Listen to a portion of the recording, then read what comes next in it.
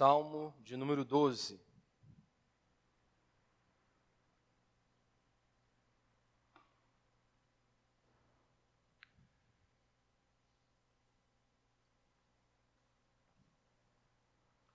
Se você achou aí, vamos ler o texto, Salmo de número 12. Nós vamos ler aí do verso 1 ao verso 8.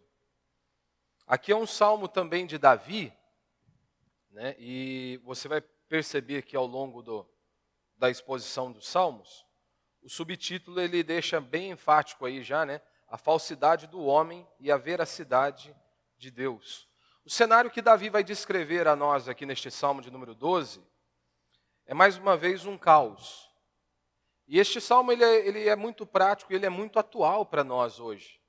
Porque o cenário que Davi vai descrever é exatamente o que nós temos vivido em nossos dias. Um abandono total daquilo que é bom. Nós temos visto aí um incentivo, né, a tudo que é ruim. Né? E Davi está dizendo, ele está relatando que em seus dias é exatamente isso que estava acontecendo. Os homens bons estavam desaparecendo. E simplesmente a maldade humana estava sobressaindo, né? E é claro, então, que tem tudo a ver comigo e com você hoje. Então vamos ler aí o Salmo de número 12, verso 1. Salva-nos, Senhor, pois não existe quem seja fiel. Os fiéis desapareceram dentre os filhos dos homens. Cada um mente ao seu próximo. Fala com lábios bajuladores e coração fingido. Aqui é interessante, né? Antes de nós prosseguirmos a leitura, Davi ele está dizendo que não existe um homem bom, né, que os fiéis desapareceram. Não existe quem seja fiel. E é interessante porque quando Davi está dizendo isso, está relatando isso, Davi está dizendo isso em meio ao povo de Israel, aquelas pessoas que se diziam ser o povo de Deus, que pertenciam a Deus, que eram os filhos de Deus. E Davi, diante deste cenário, ele diz, os homens fiéis desapareceram. E ele diz que o ser humano, ele está cada um lidando com o seu próximo, de uma maneira que ele possa se beneficiar. Quando ele diz, né, no verso 2, fala com lábios bajuladores e um coração fingido.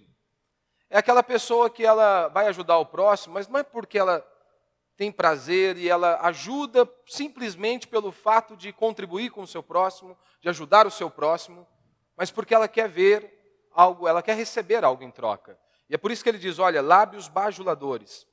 Ele está falando aquilo não porque é uma verdade, não porque está no coração dele, mas ele está falando porque ele quer se beneficiar de uma maneira ou de outra. E por isso muitos, né, estão ali mentindo uns para os outros. E aí Davi começa a nos mostrar aí como que Deus vai se posicionar. Verso 3. Que o Senhor corte todos os lábios bajuladores e a língua arrogante dos que dizem, com língua prevaleceremos. Nossos lábios nos pertencem. Quem é Senhor sobre nós? Você está notando aqui, Davi está dizendo o seguinte, algo que não cabe na teologia de muitos pastores, né? Na teologia de muitos líderes religiosos hoje. Este Deus que ele se ira com toda a maldade humana. Muitos vão dizer, Deus é bom. E é óbvio que Deus é bom. E é justamente porque ele é bom, ele não pode contemplar a maldade humana e simplesmente fingir que nada está acontecendo. Se ele é bom, ele precisa sim punir a maldade humana. E Davi está descrevendo que Deus deve cortar todos os lábios dos bajuladores. E por que Davi está dizendo isso? Inspirado por Deus. Porque aqueles homens, os arrogantes, eles batem no peito e dizem, olha, nós prevaleceremos. Com a nossa língua nós vamos prevalecer.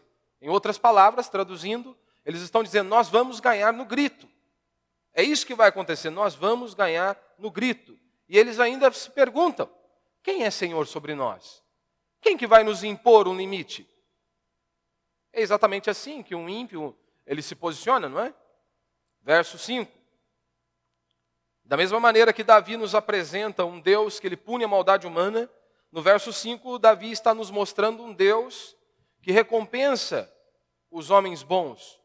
Bons porque acreditam nele, porque confiam nele. No verso 5.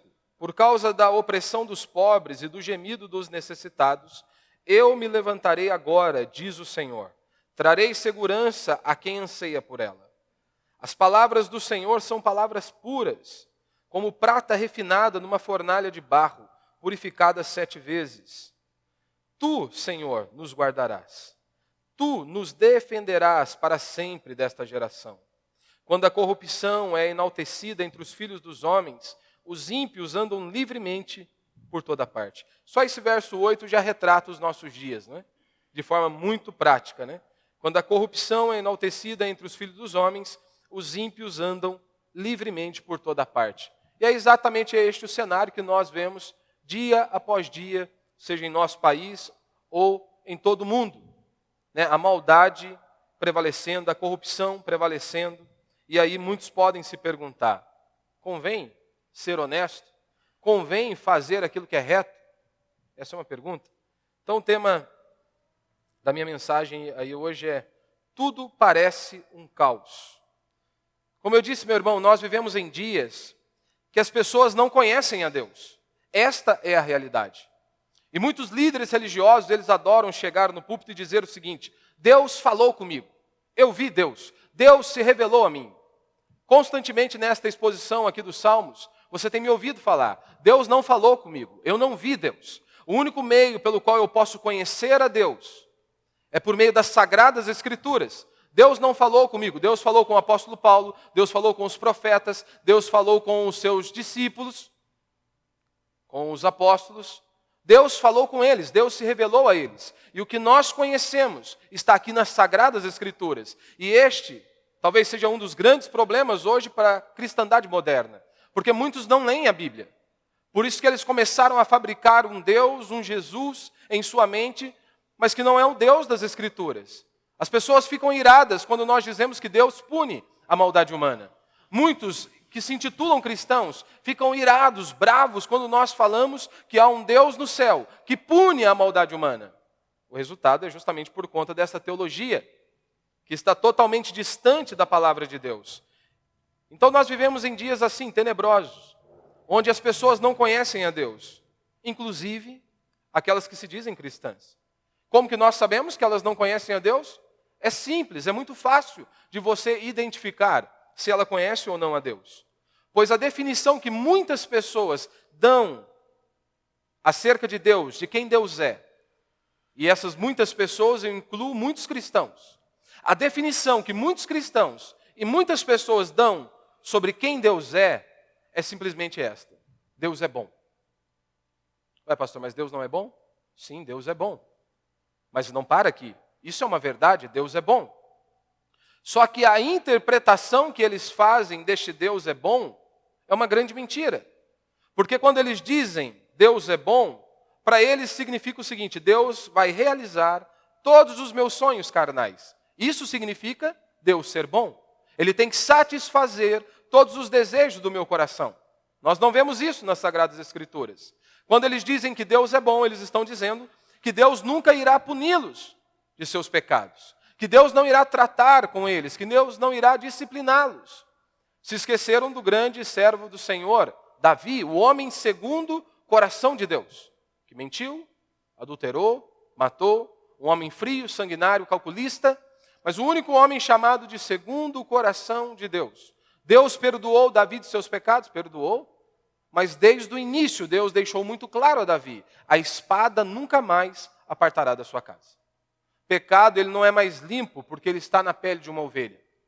Este é um grande equívoco que muitos hoje tentam viver. O pecado não está mais limpo porque está na pele de uma ovelha. Deus sim trata, disciplina, inclusive os seus filhos. Então para muitos, eles não conseguem enxergar esse Deus. E qual que é o problema? Talvez alguém possa perguntar: pastor, mas qual que é o problema das pessoas olharem e terem esta definição sobre Deus, sobre quem Deus é? Sabe qual que é o problema? O resultado nesta crença, nesse Jesus, que é um ídolo que muitos fabricaram, vai ter um resultado. São pessoas carnais e pecadoras, pessoas que nadam de braçada em seus pecados, justamente porque elas não conhecem a Deus. Pessoas que amam o pecado, pessoas que não se sentem incomodadas com os seus erros, com as suas falhas. Elas continuam insistindo dia após dia em seus pecados. É isso que esta teologia, é isso que este ensino, melhor dizendo, produz em seus ouvintes. Pessoas que não têm temor a Deus. Pessoas que não temem ao Senhor, não temem a palavra de Deus. Ao longo destes salmos, já estudamos 11 salmos. E nós temos aprendido aqui, e mais uma vez nesta noite nós vamos aprender e reafirmar esta verdade. Que Deus é justo, que Deus é justo, que Deus odeia o que é mal, e está escancarado em todas as Escrituras, não apenas no livro de Salmos, mas de Gênesis a Apocalipse. Nós vemos que há um Deus nos céus, que Ele é justo e que odeia o que é mal. No capítulo 11, nós estudamos, e ali Davi está dizendo de maneira muito clara, Deus odeia o homem mau. Deus odeia o homem mau. Se você se lembra, uma das expressões usadas por Davi no Salmo 11 é que Deus faria descer fogo e enxofre sobre os homens maus. Mas na teologia moderna isso não dá para conciliar, não é? As pessoas não conseguem ver um Deus assim. Ora, todos nós conhecemos a história do dilúvio. Ou você acha que crianças não morreram? É que nós vivemos numa era onde nós precisamos do áudio e vídeo. Senão nós não conseguimos conciliar muito aquelas ideias, não conseguimos compreender muito aquele ensino. Mas, meu irmão, quando a Escritura narra este episódio do dilúvio, é exatamente isso. Morreram idosos, morreram crianças, morreram talvez bebês de colo. Por quê? Foi o demônio? Foi Satanás que fez isso? Não, a Escritura foi muito clara, aquele povo não queria Deus. Eles tiveram várias e várias oportunidades, e eles não se arrependeram dos seus pecados por longos e longos anos. E Deus vem e pune a maldade humana. Nós vemos quando nós olhamos também para Sodoma e Gomorra, ou você acha que crianças não morreram queimadas? Adultos não morreram queimados ali? Será? Só que na teologia moderna isso não cabe. Aqui, nós meditando no livro de Salmos, quando você para estudar, para analisar um salmo, o natural de ocorrer comigo e com você, se de fato você analisa as palavras, se você medita naquele texto, a consequência é um aumento do temor a Deus. Por conhecer o Deus das Escrituras. Por conhecer o Deus revelado em sua palavra. Então, quando nós nos debruçamos na palavra de Deus, quando nós nos debruçamos num texto bíblico, isso deve gerar temor em meu e o seu coração. Por que que isso acontece? Ora, porque é o Deus bíblico. Ao nos depararmos com o Senhor, por meio de sua palavra, é isso que deve acontecer em nosso coração. Temor a Deus. Reverência. Mas hoje não cabe. Se você se lembra lá em Êxodo capítulo 20, verso 20, quando Deus se revela, você se lembra o que diz o texto? Que Deus se revelou em meio a relâmpagos e trovões. E o texto é muito claro, para que o povo tivesse temor a Deus. Para que o temor a Deus estivesse diante de seus olhos. Quando você olha para as Escrituras, todos os servos de Deus que disseram ter um encontro com Deus, que viram o Senhor, todos eles caíram apavorados. Mas hoje é comum no meio evangélico pessoas dizerem que viram Deus, que viram anjos, que viram tudo. E essas pessoas continuam em seus pecados, elas continuam longe de Deus, vivem como ímpios e depravados. Como pode isso acontecer? Se todos aquilo das Escrituras, todos os relatos bíblicos que nós temos, todos esses homens caíram de joelhos perante o Senhor. E eram homens e mulheres, homens que viviam uma vida reta, piedosa e justa diante de Deus. Poderia citar para você Isaías, João, o apóstolo Paulo, por aí vai. Todos sentem um santo temor a Deus. Aí eu te pergunto, na pregação do falso pastor, você nunca vai sentir isso. No momento onde a grande preocupação do líder religioso é de massagear o seu ego, de trazer uma mensagem que seja agradável aos seus ouvidos, porque afinal de contas, se eu prego algo que você gosta, a tendência natural é você poder contribuir com aquela obra. Não é? Se você vem e o seu ego é massageado, você ouviu aquilo que você queria, há uma tendência maior de você voltar na próxima semana. Mas se eu falo algo que confronte o seu erro, confronte o seu pecado, que muitas vezes você fica pensando, quem é ele para falar assim? Quem ele acha que é? Quem ele pensa que é para falar desta maneira? Mas aí a pergunta que eu te deixo é, quem está certo? São os homens das Escrituras, o apóstolo Paulo, todos os servos de Deus, ou será se são os líderes religiosos do nosso dia, que estão preocupados apenas em massagear o ego dos seus ouvintes? Se você colocar aí na TV, você pode pesquisar em muito. Dificilmente, poucos, e bem poucos, homens que estejam pregando a verdade, que confrontam o nosso erro. Que a palavra é exposta de maneira fiel. E quando a palavra de Deus ela é exposta de maneira fiel, sim, ela vai nos confrontar. Ela vai nos exortar. E é claro, eu creio que por meio das Escrituras, nós recebemos refrigério, renovo. Nós somos fortalecidos em Deus por meio da verdade. Mas na pregação do falso pastor, você nunca vai sentir isso. Temor a Deus. Porque o Deus bíblico não é anunciado. Você nunca vai se encher de temor ouvindo os pastores moderninhos, onde há um abandono total das Sagradas Escrituras e focam apenas em suas emoções, em satisfazer o desejo do cliente. Hoje, mais uma vez, é a mesma coisa. O que eu vou anunciar é justamente um Deus que é bom, que pune os homens maus e recompensa os homens bons. É exatamente isso que Davi está nos descrevendo. Davi está dizendo, olha, não há homens justos, apenas mentirosos e interesseiros. O que Davi está dizendo em outras palavras aqui, meu irmão, é que parece que a bondade, ela foi arrancada da terra. Este é o cenário que Davi está descrevendo a nós. Parece que a bondade foi arrancada da terra. Davi está dizendo isto em Israel, mais uma vez reafirmando, aquelas pessoas que se diziam povo de Deus, filhos de Deus, e Davi está dizendo isso para aquelas pessoas. Então, quero falar alguns pontos aqui bem rápido. Primeiro, nós temos aqui um domínio da maldade.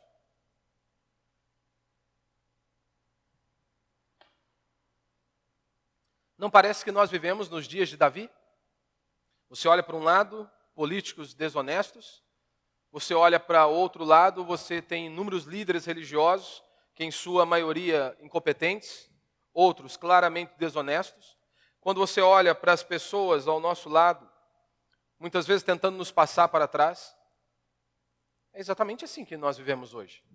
Esses são os dias que nós vivemos. Malignos estão por toda a parte. E por quê?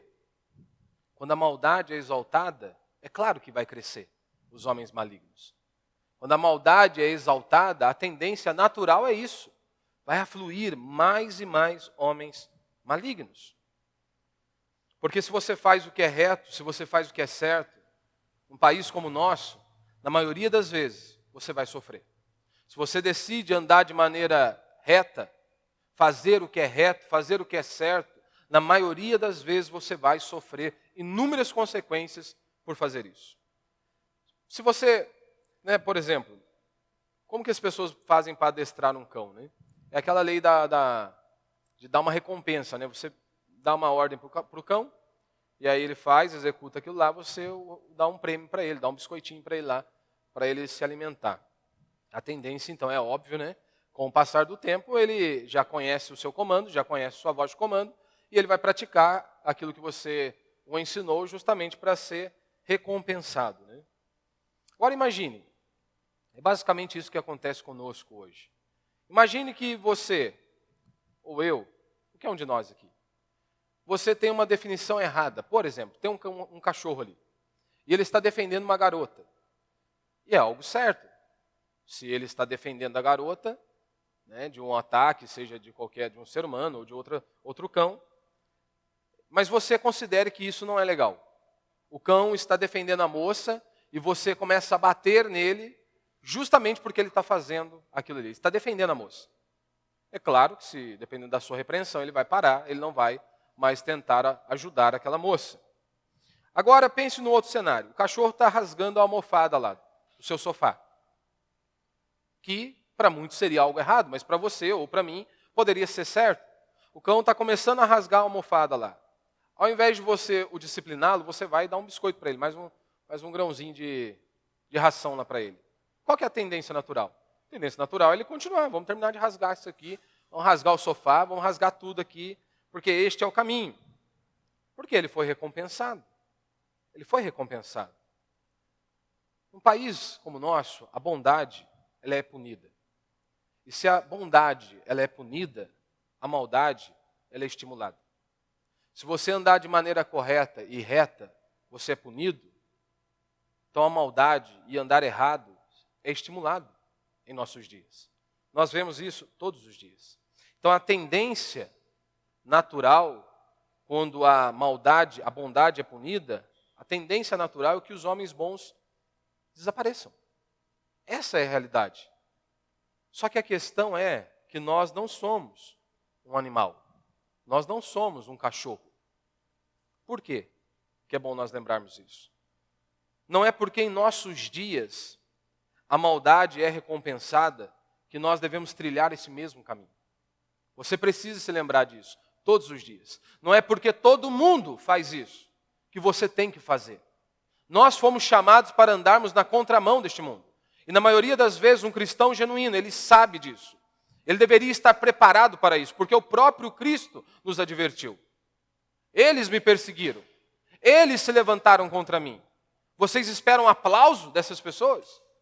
Então nós cristãos fomos chamados para andar na contramão deste mundo. Então não é porque em nossos dias que a maldade tem sido recompensada que nós iremos trilhar o mesmo caminho. Lembre-se, você não é um animal, você é filho de Deus. E nós temos que andar de maneira que Deus seja glorificado por meio das nossas vidas. Nós somos filhos de Deus. Não é porque todo mundo anda com uma roupa indecente que você tem que andar com uma roupa indecente. Não é porque todo mundo é impuro, é depravado, é sensual que você tem que seguir a mesma linha. O efeito manada, nós não fomos chamados para seguirmos a cultura, nós fomos chamados para nos submetermos às Sagradas Escrituras, aquilo que Deus diz que é certo. Não importa se todo mundo diga que é errado. Se Deus diz que algo é certo, nós nos submetemos a Ele. Nós obedecemos ao nosso Deus. E é claro que diante deste cenário, vai acontecer o que aconteceu com Davi. Senhor, salva-nos. Porque o desespero pode bater a sua porta. O desespero pode bater a nossa porta. E muitas vezes estamos ali como Davi. Socorro. Oh, meu Deus. Não há saída. Esta é a realidade. Podemos ser tentados a achar que não vale a pena ser bom. Que não vale a pena ser honesto. Porque, afinal de contas, todos vivem na contramão e parece que eles estão se beneficiando a cada dia mais. Você se lembra da sua mãe? Toda mãe é profeta, né? Toda mãe é profeta. Quando você falava com sua mãe assim, mãe, a mãe te xinga. Aí você fala, mãe, mas está todo mundo fazendo. O que sua mãe falava para você? Se ela já não batia de imediato, né? O que ela falava para você? Você não é todo mundo. Eu não quero saber de todo mundo. Você é meu filho. Você não é todo mundo. E essa é a realidade. Então nós não podemos usar essa desculpinha esfarrapada com Deus. Ah, mas todo mundo está fazendo. Mas todo mundo está andando na impureza. Todo mundo está andando na sensualidade. Está todo mundo depravado. Com Deus não vai colar isso aqui. Meu irmão, lembre-se, a igreja sempre será um João Batista. Essa é a realidade. A igreja sempre será um João Batista. Sozinho no deserto. Não era assim que João Batista estava? Pregando e vivendo a verdade. Na contramão. As pessoas ficavam furiosas com João simplesmente pelas vestes dele. Pela posição que ele tinha. As pessoas já ficavam furiosas. Esse mundo é um caos. Esse mundo vai de mal a pior. É isso que a Escritura diz. Não vai melhorar. A tendência é piorar dia após dia. E nós, os cristãos, somos os únicos lúcidos neste barco desta vida. E aí, talvez você esteja perguntando, mas por quê? E qual a diferença faria de nós sermos ou não os únicos lúcidos neste barco? Porque nós não podemos impedir que este barco venha naufragar. Nós não podemos. Mas o que nós podemos fazer? E nós devemos fazer é mantermos a verdade, é pregarmos o Evangelho, é anunciarmos a palavra de Deus. Isso é amor. Mesmo numa geração onde não quer a Deus, que não querem ouvir ao Senhor, nós temos que continuar anunciando a palavra do Senhor. Nós temos que continuar pregando o Evangelho. E como disse Jesus, como disse João Batista, como disse os profetas do Antigo Testamento, era sempre a mesma mensagem. Arrependei-vos porque está próximo o reino dos céus. Só que hoje não há o anúncio do arrependei-vos. Hoje só há o anúncio do reino dos céus. Muitos pastores conseguiram arrancar o arrependei-vos, mas não haverá reino dos céus, se primeiro não houver arrependimento de pecado. Se não haverá reino dos céus, se primeiro não houver confissão de pecado. Se não houver ali uma crença total em Cristo Jesus, no sacrifício que Ele fez na cruz do Calvário, não haverá reino dos céus, se não houver confissão de pecado. Segundo ponto que nós observamos aqui é com relação à mentira, não é? Como Davi diz aí no verso 2. Cada um mente ao seu próximo, fala com lábios bajuladores e um coração fingido.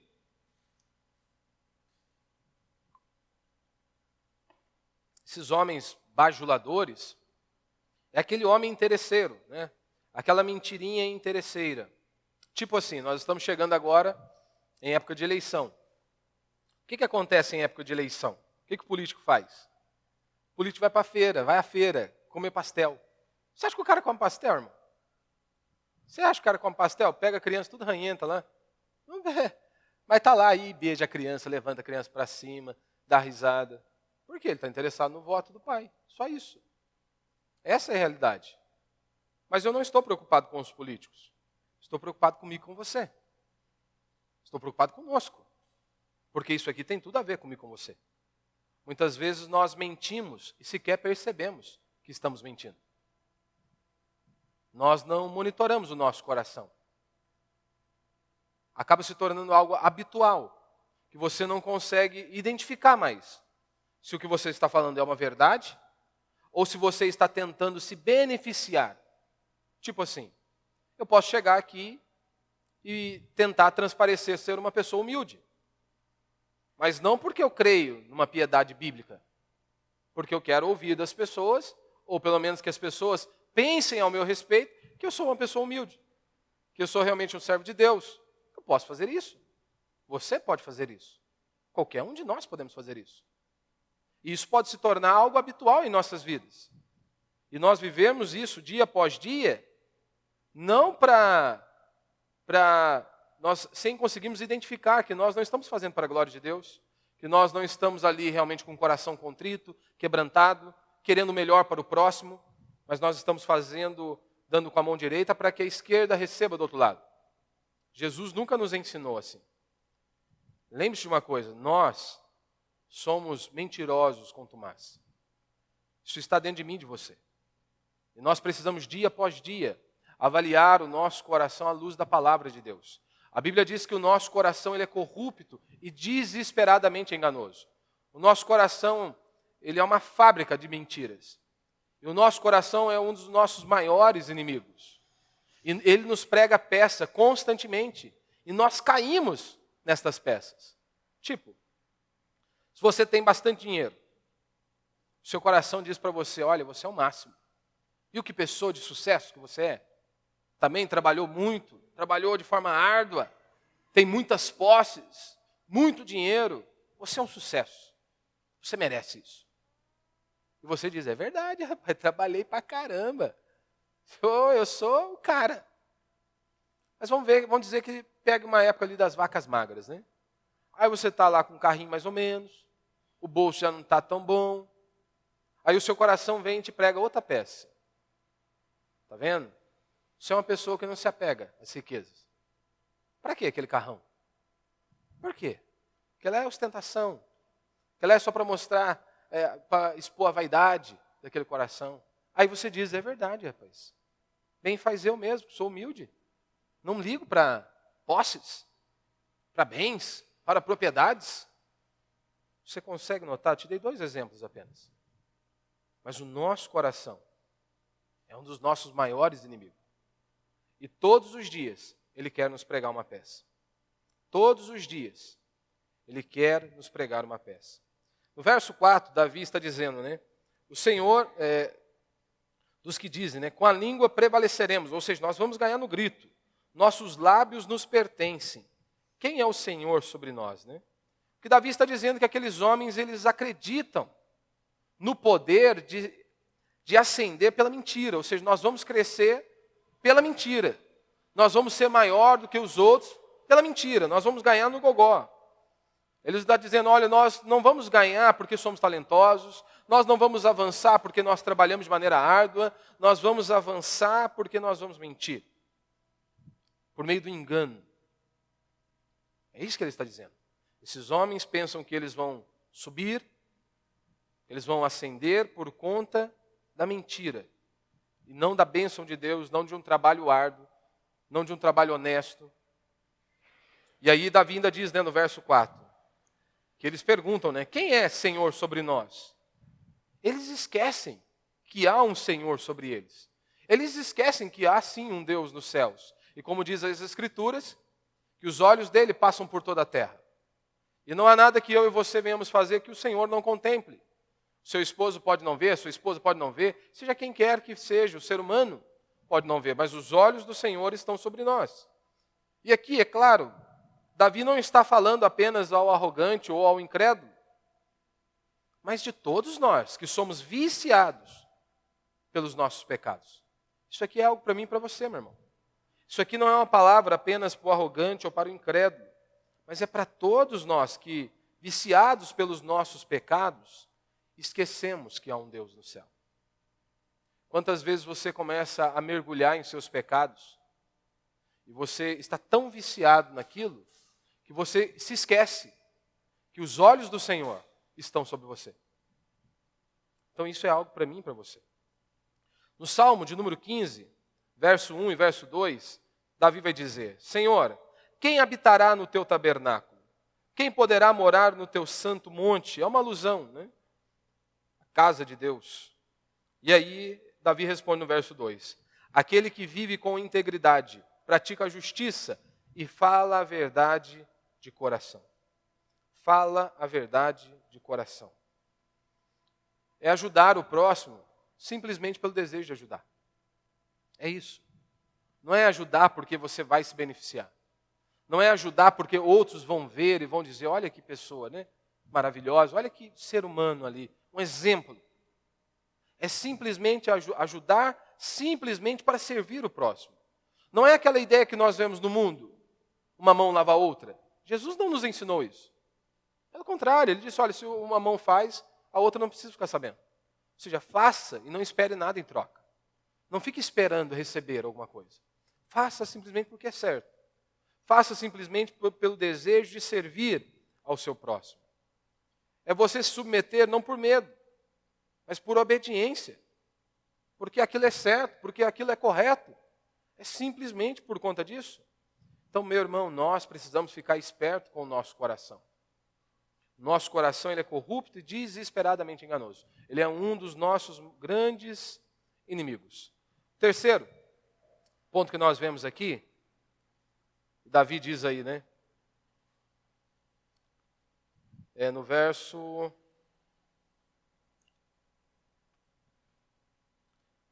Deixa eu só ver aqui o verso aqui, que eu sumi o meu verso aqui. Verso 3. Que o Senhor corte todos os lábios dos bajuladores e a língua do arrogante.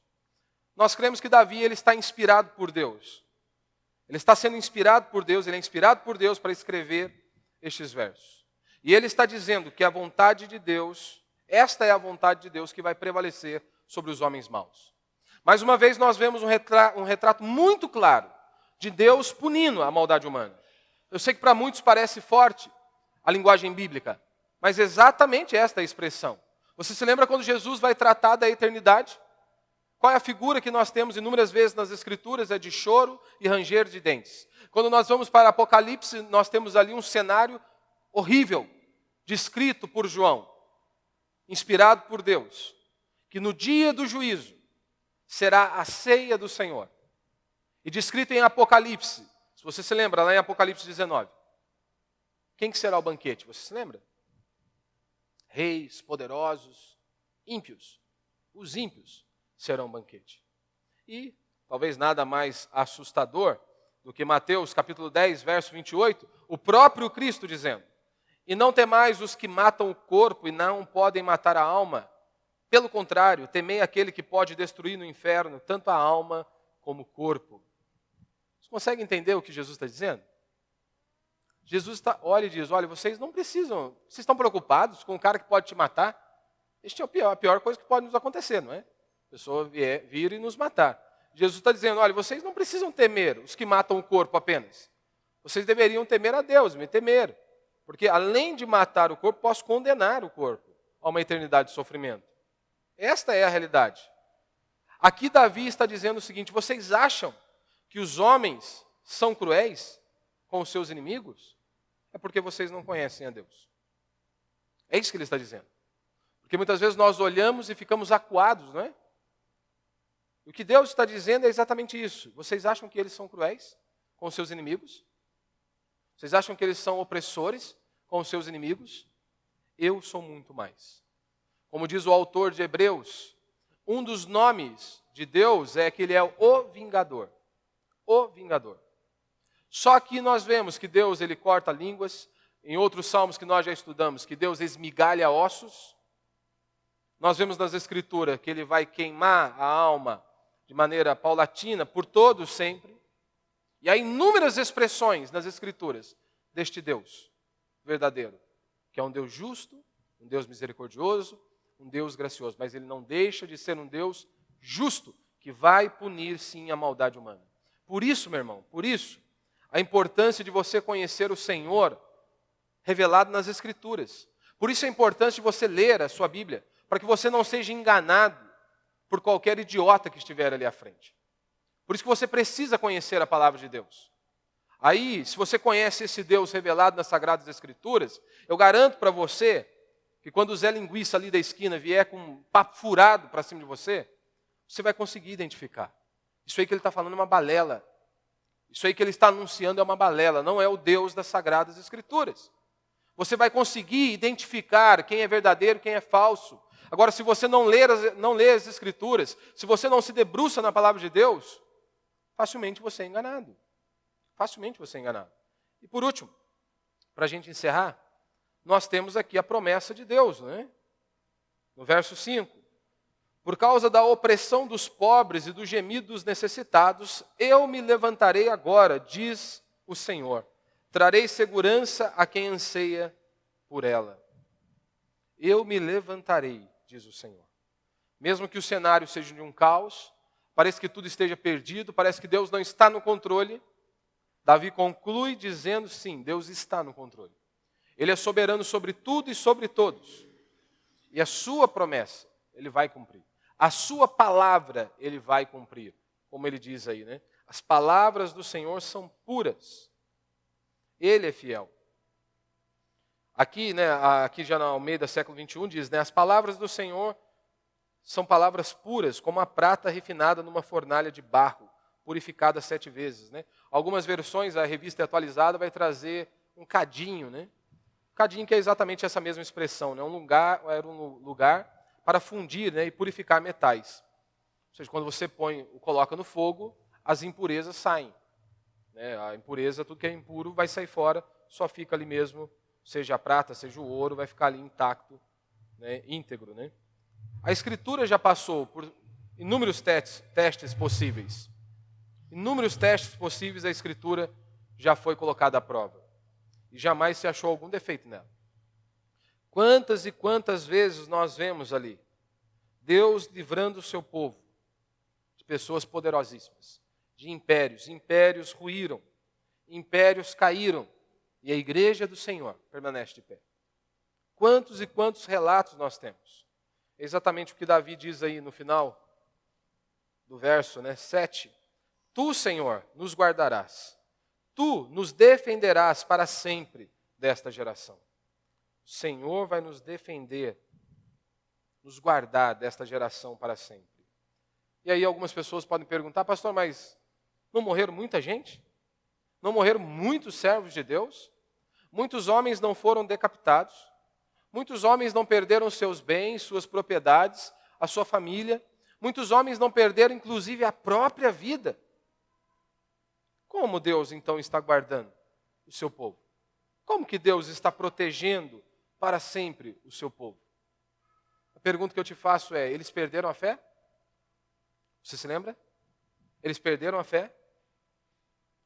Esses mesmos homens que aqui neste mundo foram arrebentados, apedrejados como Estevão, outros decapitados, muitos outros decapitados, muitos outros pendurados no madeiro, muitos foram cerrados ao meio, como diz a Escritura, como diz o autor de Hebreus no capítulo 11, cerrados, decapitados ao meio. O mundo não era digno desses homens, mas Deus preservou a cada um deles. Por quê? Ora, eles chegaram ilesos aos céus. Aqui neste mundo, arrebentados, decapitados, apedrejados, cerrados ao meio, mas com uma fé intacta. Porque é o que a Escritura nos diz. Aquele que começou a boa obra em nós, há de completá-la até a volta de Cristo. É Ele que nos guarda, é Ele que nos sustenta. E mesmo nos dias mais tenebrosos, nós temos que nos lembrar disso. Eu não posso garantir para você que você não passará por sofrimentos, por angústias, por aflições neste mundo. Eu não tenho esse poder para garantir isso para você. A única coisa que eu consigo garantir, à base das Escrituras, é exatamente a presença de Deus. É o Senhor te fortalecendo em todos os dias de sua vida. Não importa quais sejam esses dias, por mais tenebrosos que eles sejam, Ele garantiu que a todos os seus filhos, eu estou convosco todos os dias até a consumação dos séculos. Não importa o cenário. Como Paulo vai dizer lá em Romanos, nós somos mais que vencedores. Nós somos mais que vencedores. Quem poderá nos separar do amor de Deus? Paulo cita um relato gigantesco lá. E ele diz, nada poderá nos separar do amor de Deus. Essa é a promessa de Deus para nós. Eu vou guardá-los para sempre. E como nós podemos crer nisso? Ora, porque a própria palavra diz que o Senhor é o autor e o consumador da nossa fé. Ele vai nos manter de pé. Que é uma das doutrinas que nós cremos, não é? A doutrina da perseverança final dos santos. Que todos aqueles que foram escolhidos, separados, o Senhor vai os manter de pé. Muitas vezes, Ele pode até nos livrar o nosso fogo, o nosso corpo da fornalha de fogo. Muitas vezes Deus pode nos livrar, como Ele livrou os seus servos, Sadraque, Mesaque e Abednego, não foi? Mas não é uma garantia. Não é uma garantia que Ele vai sempre nos livrar, nós queimarmos o nosso corpo nestas fornalhas. Mas de uma coisa, e se nós perdermos qualquer coisa neste mundo, nós precisamos nos lembrar do que Jesus disse. Não temam a esses homens que podem matar o corpo. Porque é isso que Ele disse, eles podem. Eles podem matar o corpo. Eles podem destruir o corpo de vocês. Eles podem aniquilar o corpo de vocês. Mas não temam a esses homens. Vocês devem temer a minha pessoa. Aquele que, além de matar o corpo, pode condená-lo, a alma, ao sofrimento eterno. Então, meu irmão, não importa qual seja o cenário. Lembre-se de uma coisa. Você não precisa temer a nada e nem ninguém. Se você estiver prostrado diante de Deus, você não precisa temer a nada e nem ninguém. Porque o Senhor garantiu que vai cuidar de nós. O Senhor garantiu que a nossa vida está nas mãos do Senhor. E até agora, Ele não falhou. Então nós podemos sim descansar em paz e confiar em nosso Deus. Amém? Vamos